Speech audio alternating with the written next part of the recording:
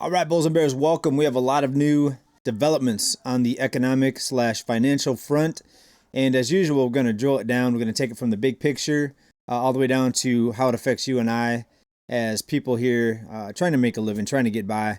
I apologize in advance about the lights back here. I'm not sure why they're flashing. They're supposed to be one color, but I turned it on today and it started flashing. So let's get into it, folks. The first quarter GDP numbers are out. That's gross domestic product. Essentially what it is, mostly it's people spending money they don't have. It's people running up debt. Consumer spending makes up the bulk of that number. So I disagree with the way that number is used. That number is put out there as a gauge if the economy is growing or not. But what happens when you cut off credit from people, credit cards, loans, etc., it's going to crash. So that's why they have to keep loaning out money, more debt, more debt, more debt. Central bank pumping out more credit, never ending. But it did slow down. Now, here's the headline, how it reads out of many different publications. The president loses first round of trade war as economy shrinks and China grows. Now, sort of. What happened is GDP is, let's check out the number here, very, very low compared to previous readings. Right, now pay attention to this. Here's how it reads. The U.S. economy shrank by 0.3%. Shrank, remember that word. In the first quarter of this year, that's January, February, March, making it the country's first contraction in 3 years. The news of weak GDP figures came just as parallel development unfolded abroad. China's economy grew faster than expected, expanding by 5.4%. And I'm going to bring up a chart on that so you guys can see this here. And let me bring it up so we can all take a look at this. GDP first quarter, gross domestic product decreased at an annual rate of 0.3%. That makes it seem like that GDP actually dropped. It actually didn't. It's very deceptive how they're saying it here. What it is, this is actual GDP growth compared to the previous quarter, right? So people went further into debt naturally. The amount of debt increased naturally.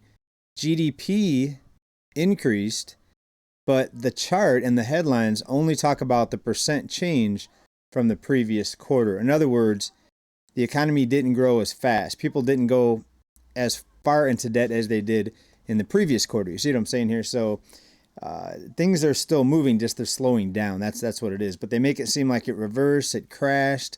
It may, and it likely will at some point. But right now, it's just a pretty big slowdown from the previous quarter, right? They don't want you to know that. They don't want to tell you that.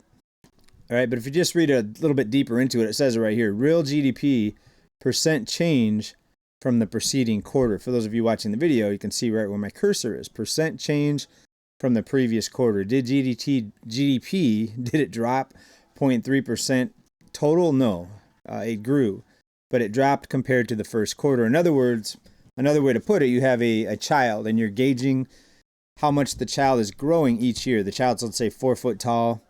Maybe it's an 8-year-old kid, 4 foot tall, and you measure it. The child grew 4 inches in a year. So now he's 4 foot 4 inches.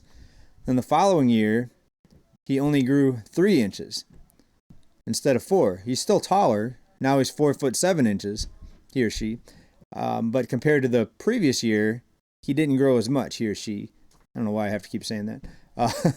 You get the point. So there's still growth, but it's just slowed down from the previous year. 3 inches instead of 4 inches.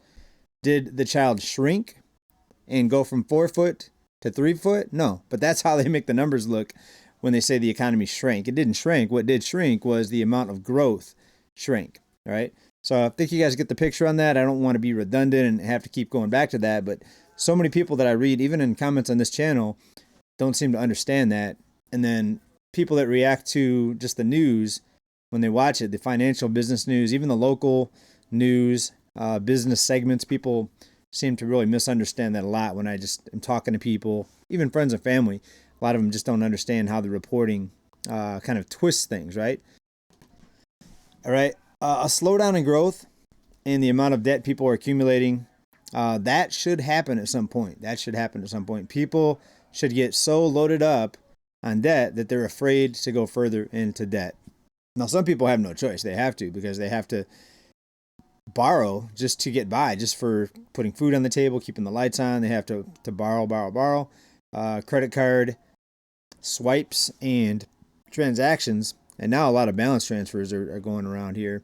But what's happening recently is items that used to not be on credit reports are being put on credit reports. These negative student loan, these late loans, they're going to be applied now to credit reports. Credit scores are dropping for millions of people, tens of millions. That's going to be a big impact to the ability for people to borrow more money, unless the banks just keep on changing the guidelines and making it looser monetary policy, right? Easy money. But credit scores dropping. Also, other things that did not used to get reported are now starting to be reported, like these buy now, pay later things. If you've ever bought something on eBay, even Amazon, they allow you to pay it off in like 6 easy payments. And a lot of times they go through like a third-party financing company, like a firm. I saw a new one the other day. I can't remember the name of it, but I think most of you know what I'm talking about. If you shopped online, you probably had the option to pay it in equal installments or 4 easy payments, right? Something like that. So those balances now are going to be reported, and the negative activity is going to be reported to the credit bureaus and impacting credit scores now.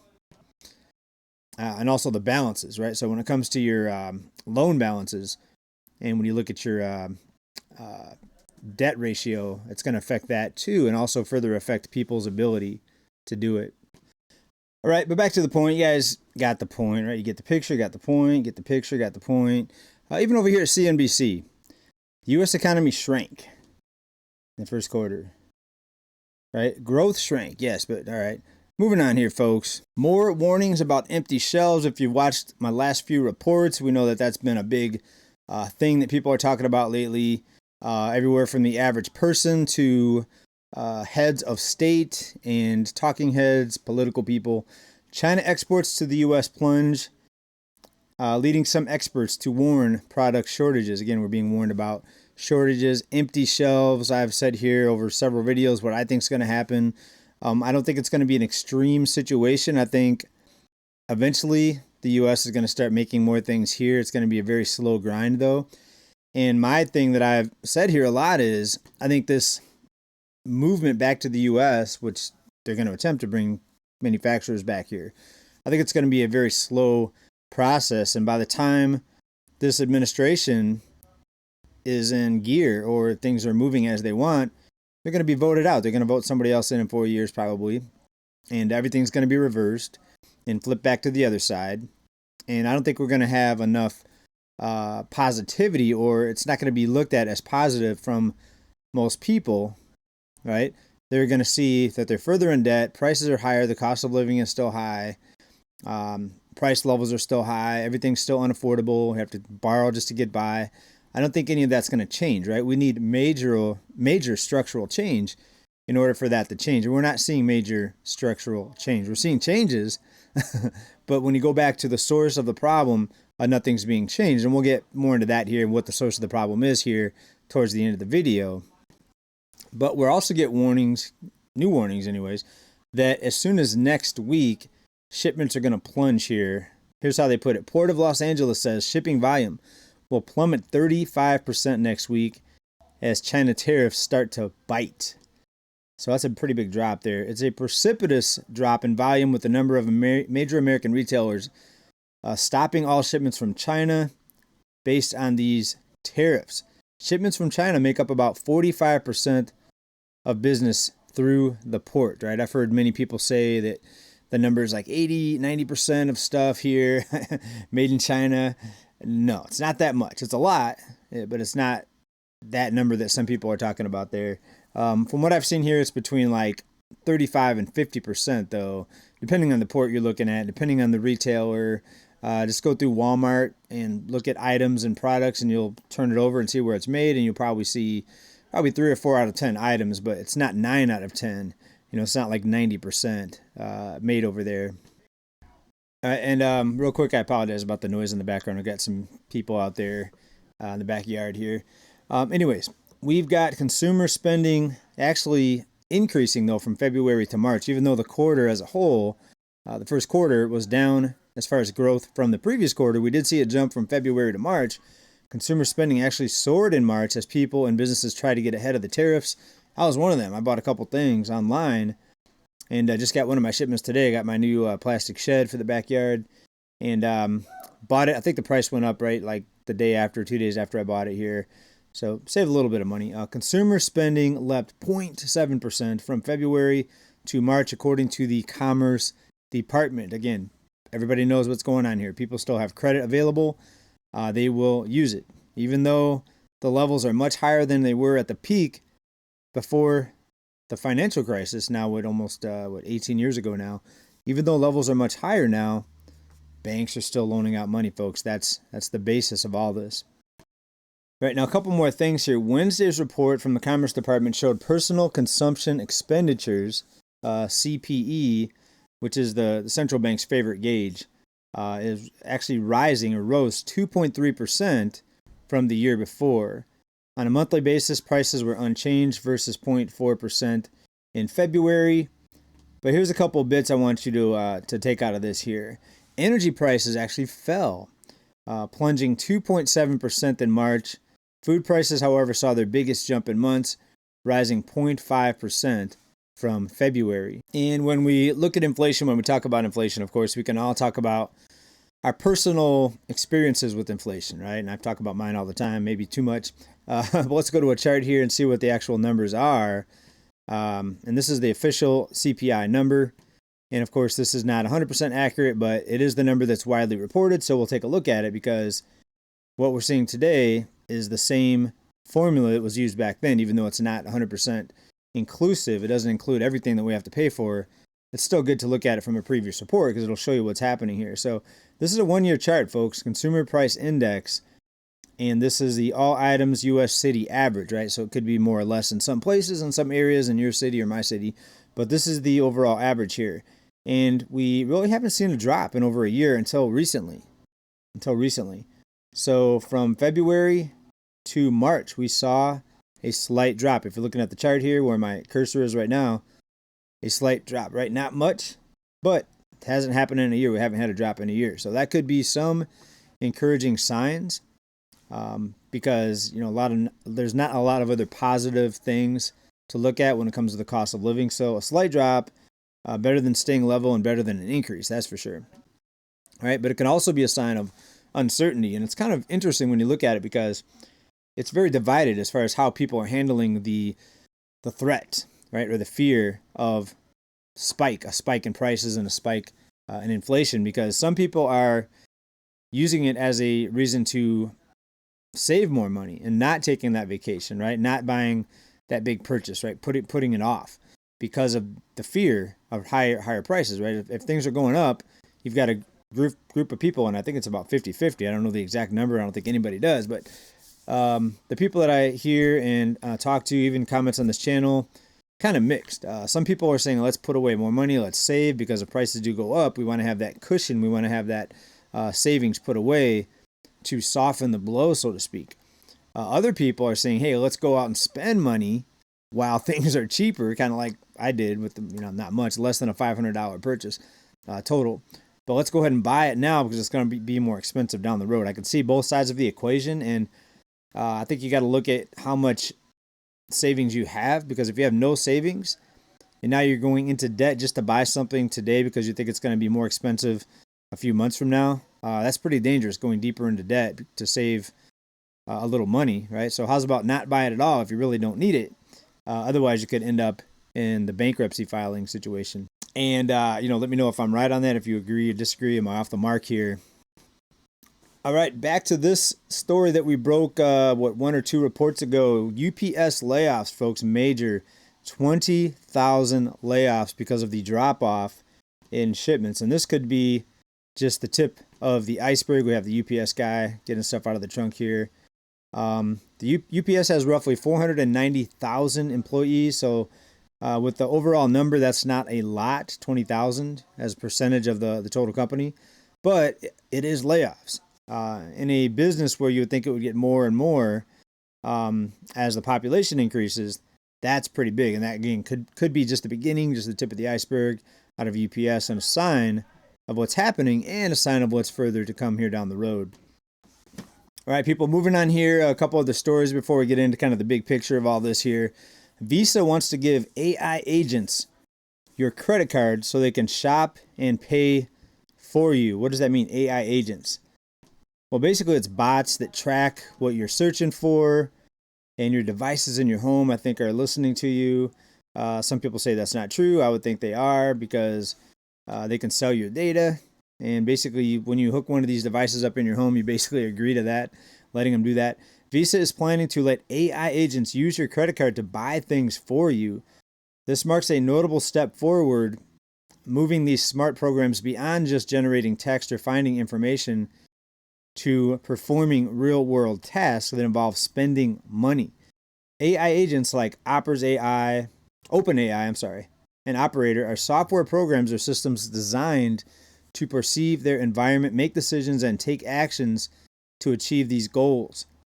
After operating autonomously or semi-autonomously, think of them as digital helpers built to act on your behalf within systems, able to control interfaces and interact with online services to complete tasks.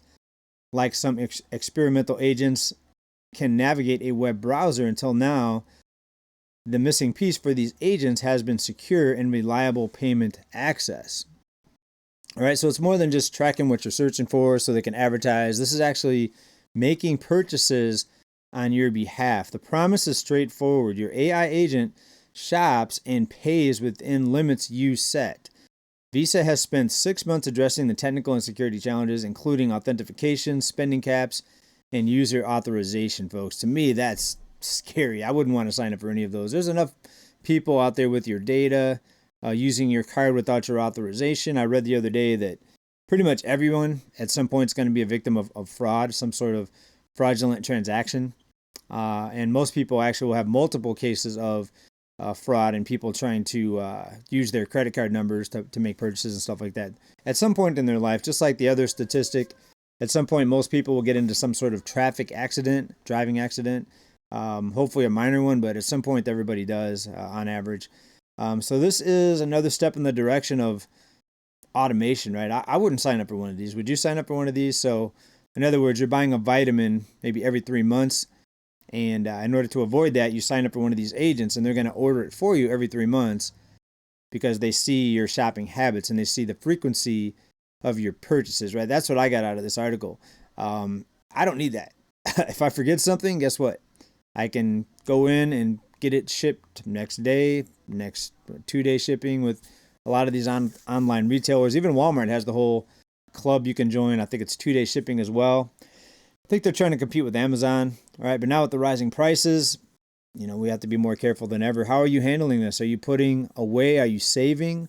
Or are you going out and spending more because whatever you're buying today is going to be more expensive tomorrow, next week, next month, right? I'd like to hear from you down in the comments. It's very interesting. Well, let's roll it up here, folks. Let's encapsulate this and give you kind of the big picture on all this. All this goes back to the source of money, folks. Right now, there is no limitations on the amount of money that can be thrown at this, also known as helicopter money, but there's no limit to the number of helicopters, and it's not actually a physical helicopter where you would have a certain number in existence that sets the limit on it, right? This is a digital, basically, screen where they can create trillions of dollars at the click of a mouse and fire it out into the economy via deposits, digital deposits, etc., even some physical checks. But even physical checks aren't backed by real money. That's why we have to go back, folks. To fix this, we have to have major structural change. You have to go back to the source of this. This is the source of the money. We have to have some sort of limitations on the money creation. That's back what we haven't had in 50 years. That would be all the way back to something like a gold standard, where you can't just create helicopter money in infinite amounts out of thin air and throw it wherever you want to. That's fuel on the fire. That's what that is. And does that put the fire out? No, it makes things hotter. It makes prices go up. Now we're seeing a drop in the cost of living with that CPI number, right? Not very noticeable, but it's going to continue to drop. And what did I say? Probably over 2 months ago when they first started this whole auditing thing and pulling funds away from agencies and different programs.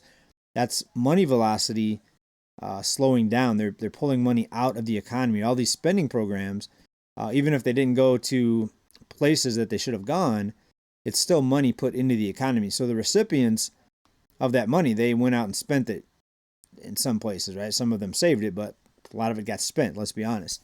And that gives the illusion of economic growth. It also makes prices go up. So I think we're going to continue to see, hopefully, costs come down, but the tariffs haven't fully kicked in yet, right? So it's going to be really interesting. We got to keep an eye on this together, folks. What do you think about this? Please let me know down in the comments. Are you spending? Are you slowing down on your spending? Or are you buying more things that you wouldn't have bought if it weren't for the threat of higher prices over down the road, right? Let me know down in the comments. Everybody, thanks for being here, keeping this channel alive. Big love to each and every one of you for being here. Subscribe button right down there. Help this channel out big time. If you do that, folks, just click that. And we'll see you next time here on this channel, hopefully. Bye for now. Peace. Oh, keep stacking. Don't forget. Keep stacking. Later.